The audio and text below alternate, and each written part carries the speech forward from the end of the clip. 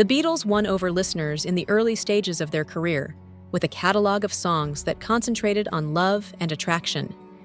The male-oriented compositions of timeless hits like I Want to Hold Your Hand, Love Me Do, I Saw Her Standing There, and All My Loving struck a chord with a younger audience that was ready to relate to the feelings conveyed by the musical notes. The band's early success, according to Paul McCartney, was due in large part to the intimacy they were able to establish with their listeners through their songs about love. He goes into further detail about this in the Disney Plus documentary Beatles 64, which covers the band's historic February 1964 U.S. visit. Looking back on his handwritten lyrics for I Want to Hold Your Hand, McCartney reflected on how their early songs were like letters to their listeners. He highlighted the sincere and fun tone of songs like Love Me Do and She Loves You. It was his belief that the band's obvious happiness while writing these songs was a major factor in their enormous success. Towards the middle of the 1960s, the Beatles started to make some serious stylistic changes to their music. The band adopted cutting-edge production techniques, and the lyrics became more complex, delving into a broader range of topics.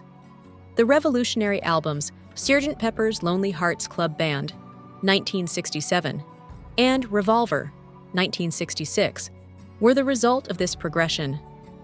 A watershed moment in their lyrical style occurred with the 1965 album Rubber Soul, which initiated the change. This album, which came out in December 1965, demonstrated that the Beatles could write songs with more complex lyrics and use new musical parts. One notable track from Rubber Soul that signaled a change from their previous, more energetic rock and roll sound was Nowhere Man.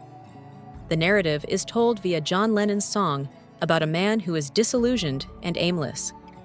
Despite being written in the third person, the lyrics reflected Lennon's personal struggles of the time, such as his troubled marriage to Cynthia and his sense of being lost and confused. Lennon said in an interview from 1980 how he wrote Nowhere Man, saying that he had a rough morning trying to come up with a meaningful song, and then he laid down, and the whole thing came to him in a torrent of inspiration. In the final line, which asks if the protagonist is a bit like you and me, Lennon expresses his existential feelings. In retrospect, Paul McCartney recalled how he discovered a sleepy-eyed John Lennon on the couch the day he came over to write with him. He characterized Nowhere Man as an anti-John song, saying that Lennon had divulged to him later that the song mirrored his personal sentiments of immobility, which he associated with his marital troubles.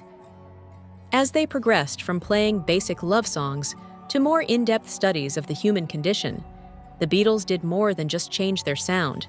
They strengthened their bond with fans.